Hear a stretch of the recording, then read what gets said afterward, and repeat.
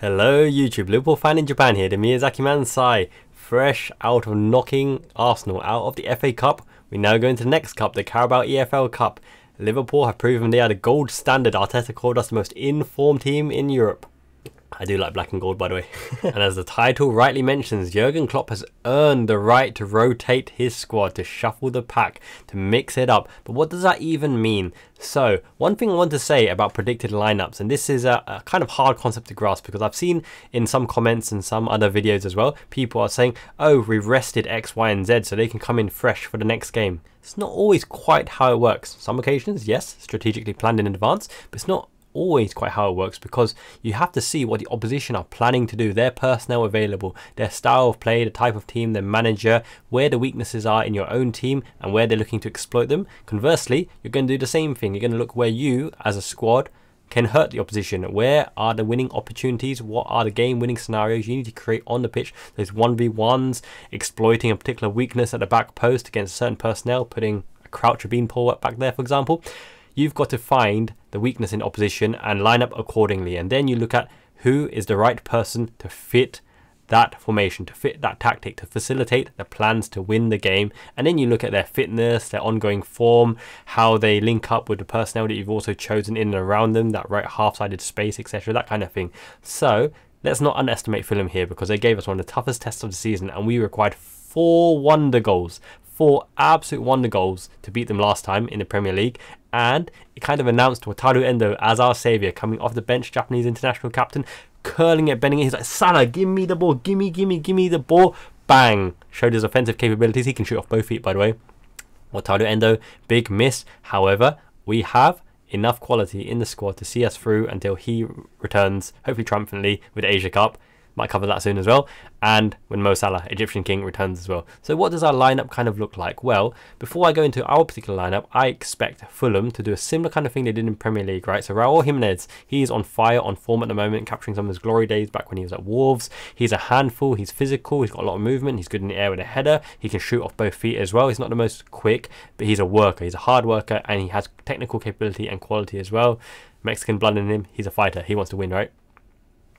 Alongside him, Cordova Reeve, Harry Wilson, João Palhinha in midfield as well. Might be Kearney as well. They have quality. Willian might play. He's the the old workhorse who has a bit of technical flair, know how he's got winning mentality as well. He knows what to do to create those winning situations. Sliding Harry Wilson in, bypassing Konate and sliding in, for example, chip to the back post, that kind of thing. A lot of Fulham's play is very intricate, and Marco Silva is actually a decent tactical manager. He has some attacking flair and he's pretty solid. Their teams have great attacking transition and passing lanes as well. So what they're looking to do, they're looking to exploit the half space between our full-back and our centre-back, especially causing confusion when there's no overlapping runner, but there's an underload with a dummy runner on the side, and that's where Fulham hurt the opposition. That last man coming late from midfield to join in the attack, shooting from range, or to do the extra pass where they can dink it to the back post. Raul Jimenez or Cordova Reeve, for example, he headed in back post against us in a Premier League match.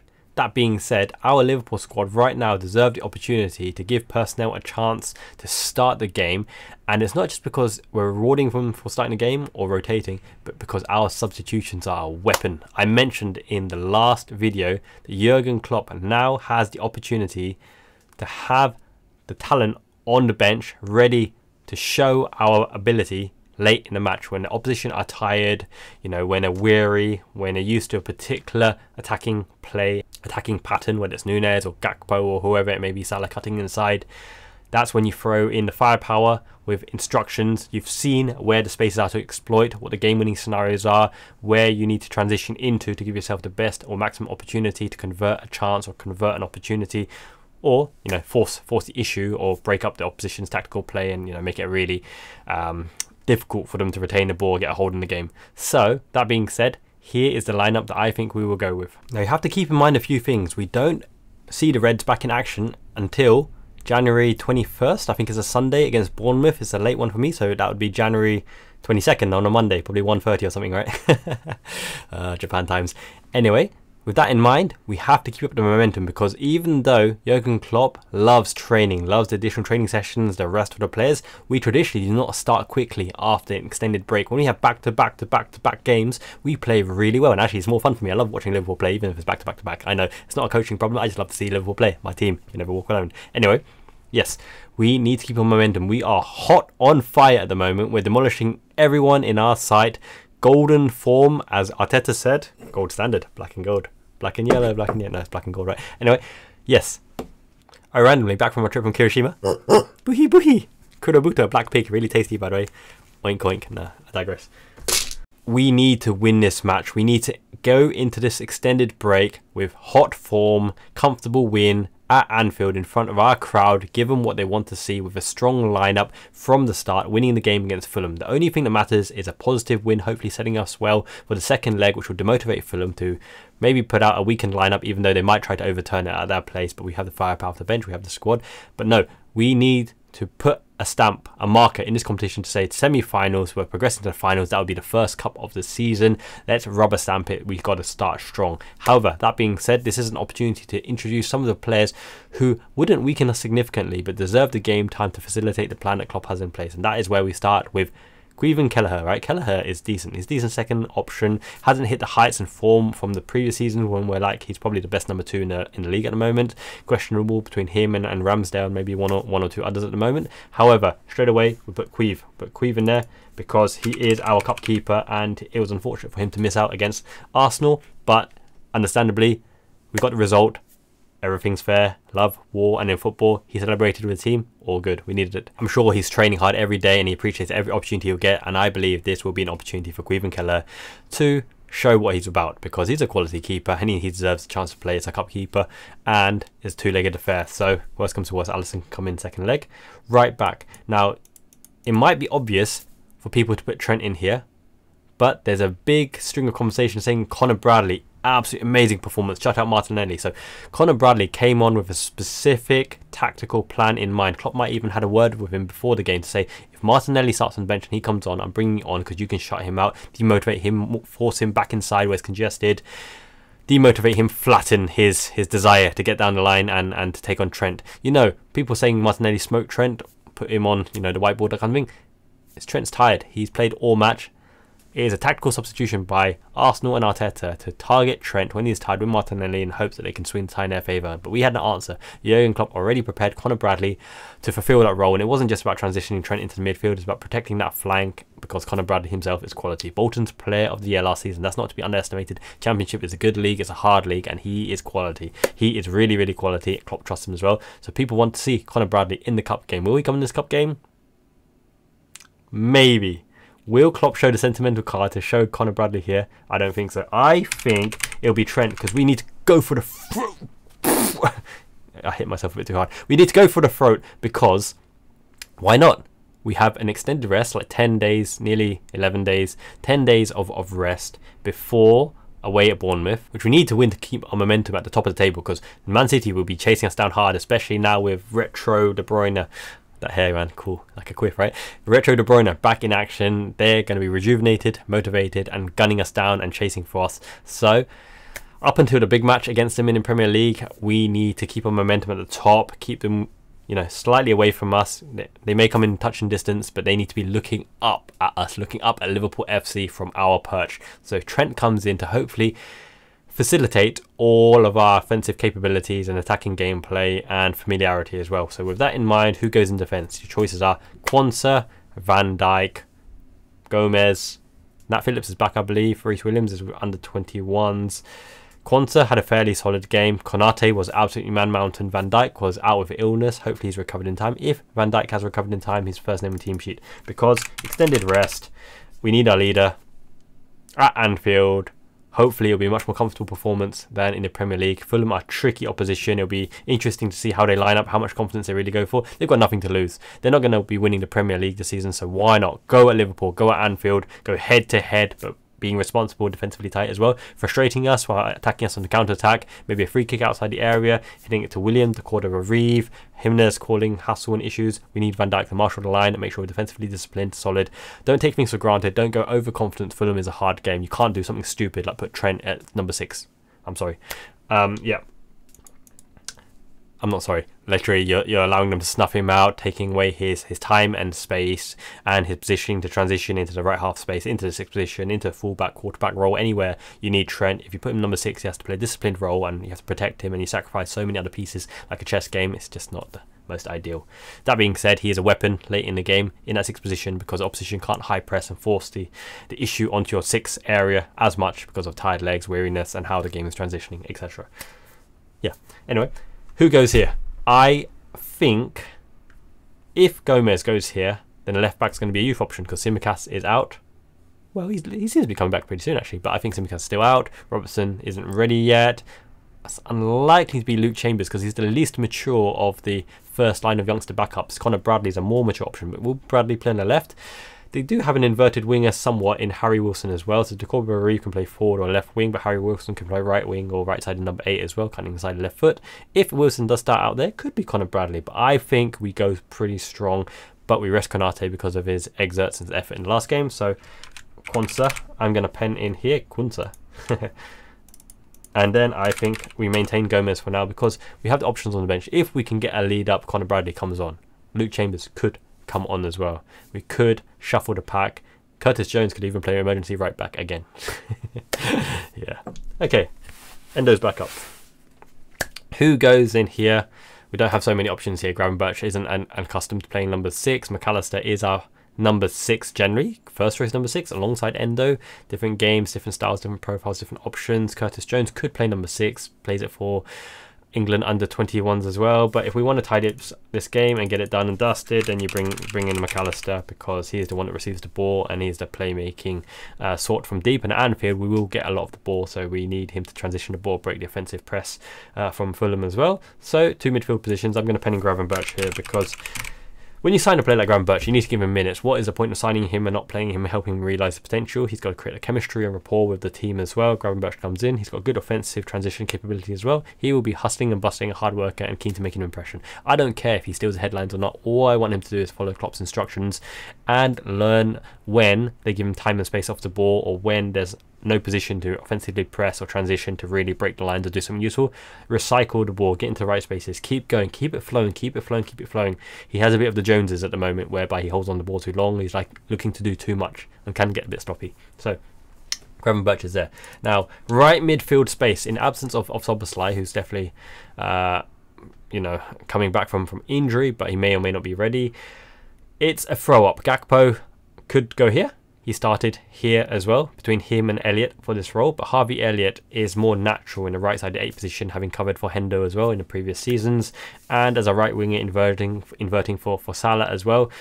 At the moment, our midfield options aren't as strong as they should be, but when Bajcetic, Thiago come back, and obviously Wataru Endo comes back, and Szoboszlai comes back, looks very, very good. Curtis Jones could play here. He could be the roaming Mezzala position as well. McAllister facilitates him in the higher position, but Gravenberch here can do it in the higher position as well. Will it be Jones? I think Elliott deserves a start because we have more options in the front line at the moment. So I think Elliott facilitates the ability to play more of the front line. Now, striker, left wing, right winger. Lucho Diaz works so hard, tireless.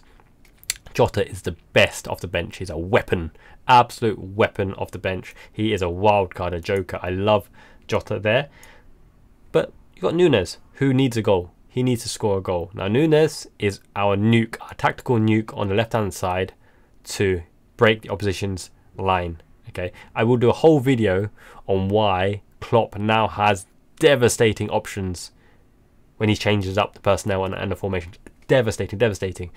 It's basically Djibril Cissé 2 on the wing on steroids because Nunes is better than Cissé. I like Cissé, but his legs just couldn't handle the game. I like Cissé, great attitude. Really wanted to win with Liverpool. It's just unfortunately he had a ceiling and he couldn't reach that. But yeah, so Darwin Nunes starts. Now, is it on the left or is it on striking position?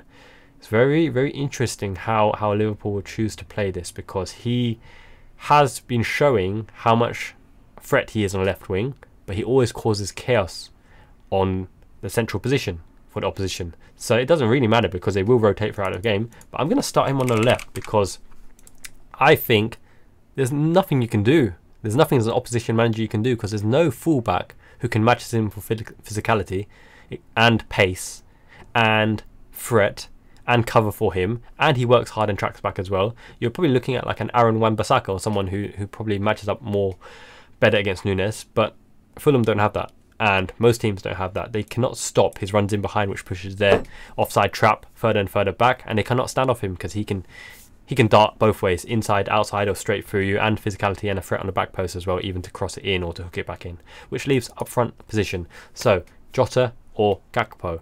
Well, if Gakpo's here, he can bring Gravenberch into a more offensive position. So if Gakpo starts here, Gravenberch can transition and go more forward. Núñez can do the inside runs in behind. Gakpo can join top of the diamond as well. In fact, Gakpo can even allow you to overload different positions. So Gakpo is very, very interesting and very, very useful. Jota the Slaughter, our weapon from the bench. Gakpo started the last game, which is why I think Jota starts this game, because he's the one that's likely to break the deadlock. Now, not all goals are equal. Not all goals are equal. Didn't fully come out there. The first goal is the most important, and Jota has the knack for being in the right position. If you're looking at a player who's clinical and most likely to sniff out the spaces to get the opportunity to shoot, but it's not just that. When he gets the opportunity to shoot, he can calculate quick enough in his head because of all the nights playing FIFA, the extended hours. If I shoot in this position, I'm likely to go in ahead and I can grab my cuppa at half time or change formation, or grab some biscuits, some Jaffa cakes or whatever. But no, Jota knows when he needs to get that touch, the finesse, what type of shot. He is the most likely one to break the deadlock. The first goal, the most important goal, Jota. Actually, he can score the last goal as well, which is also very important against Tottenham. He's got the mentality. But let's put Jota the Slaughter up there, which leaves the right wing. We've taken away Elliott in the midfield. Szoboszlai is not available yet. I said that Gakpo probably won't play, but Gakpo, if he does play, right wing doesn't fully suit his attributes, but he's always going to be a direct runner, easy to receive the ball. But let's look for a different threat, a dribbling threat. More of a classical winger in this case. Let's go with Lucho Diaz. And what you're looking for in this case is Elliott will play in the half space position, will be the one to cutting in. Lucho Diaz will stay outside and take on the fullback 1v1. He likes to cut inside, but I want to see Lucho just go right through them. Which way am I going? Which way am I going? Tiki-taka, left, right, 1-2s, whatever. I love the ball back to Elliott, who can chip it first time or take a shot. They can transition there because Lucho Diaz is actually pretty decent at facilitating the playmaking ability in the Mazzala position, as inside right position as well. Elliott can go around the outside. It's a nice tasty combination because they both can play ball to feet, and obviously this triangle is actually pretty tasty. It's not bad looking at all. So I think this is our lineup because we need to go strong and we need to go for the win, because we really need to keep on our momentum. Forget about resting players. There is enough rest in between the season. Our squad is big enough. We have enough quality. We've got Endo to come back, Salah to come back, and potential backup solutions in January as well. What are they looking to do here? It's what we're always looking to do. But the question is, if Van Dijk and Quansah play together, right? Quansah does not cover the right back slot as well as Konate, because Konate is a menace, a physical beast who can defend the channels. But he is quite plucky. Quansah is quite plucky and surprisingly goes for a bit of a run as well, right? So you'd expect Trent to be more of the deep lying playmaker, okay? He won't go into the 6-6 pivot with McAllister. I expect Trent to go much deeper, okay? And almost end up in this position, right? Quarterback position, which allows McAllister to play forward because we can now bypass the 6 area where we get pressed. We get pressed to hell in this position for the first 30 minutes of every match. That's where the opposition tried to turn us over. Fulham looked to go in here and go in here to break us in there, right? They're going to be doing that. Van Dijk can play the ball out. Trent can play the ball out. Gravenberch is more effective in this kind of position here. McAllister being a roaming, deep lining playmaker in a higher position because we're looking to cut out this place, which leaves Elliott coming to pick up the ball. Gomez giving the option out wide here. And I think this is the kind of shape we take up. This is the kind of shape we take up, looking to bypass that section and play similar to Arteta, double 10s in front of the line and having 2 forwards who can go both options, both out wide. They can both go out wide, one in the box. When you're overloading, right, and you get Trent into this position and whipping it in, I've said so many times, right, that is beautiful to try to hit. That is beautiful. This side, slightly less. I mean, Lucho Diaz on the wing does what Salah does, right? Van Dijk out to Diaz and he takes him on. But if you're looking for a goal threat, a direct goal threat and into the box, that attacking the ball is a menace. Anything coming in and out, that looks very tasty to have any second balls or any half wins as well. So I don't think this is going to be a game for the purist where you play your tiki-taka, your 1-2s, your number 10s, your traditional number 6s. I think Trent is definitely in the quarterback role if Trent plays in here. If Connor Bradley plays, it's all out the window. But just my take that Fulham like to press this zone, and actually we get pressed a lot in this kind of play style. But that is how we facilitate this lineup, and that is my official lineup for the game. And I saw a lot of opposition, a lot of other fan channels really under the impression that we may concede. We may concede one. 2-1 seems to be a popular score. I'm pretty confident. I'm pretty confident in this back line. I don't think the shape lends itself well to allowing Fulham to do everything they want to do, and we're Anfield as well, and we're in hot momentum as well. I'm going to go with 2-0. I think it will be a tight 2-0 victory, but they'll be professional and work it out because they're not going to play for a while. Why not give it everything you got and get the goals? Get Nunes a goal, get Jota a goal. Now, I think this will be a game determined by how early the first goal is. If the first goal is early, I think Fulham will shut up shop and say, okay, we'll take them back to Craven Cottage, take them back to our place and see what we can do. If it goes half-time or beyond, or if, you know, worst to worst, Fulham go ahead, then Liverpool will gambit and really, really up the offense, and it'll be very key to see how Klopp changes the system in and around. And you've got to back Klopp by now to see the opportunities where he can really influence the game. But I don't think this is a game to tiki-taka to play through midfield. I think Trent is going to try to hit us, get us high up, break the press, and off we go. Because Fulham, yeah, they're tricky customers, but we're Anfield in good form. So that's my official predictions and lineup for the team. Let me know what you think in the comments below. Thank you so much for subscribing. Well over 1,000 subscribers now. That turned out quickly. Like the video as well, helps the video get seen. Once again, Domo arigato. I'll be giving the 1,000 big subscriber giveaway very soon. I might do a video on upcoming Wonder Kids and why our future is bright as well. I'll include the Ben Doak 3 Wonder Kids in one video in that particular video. I'll roll it up together. So hope you guys are enjoying the content as always. Until next time, Janet, Miyazaki-man, Ichiban, peace.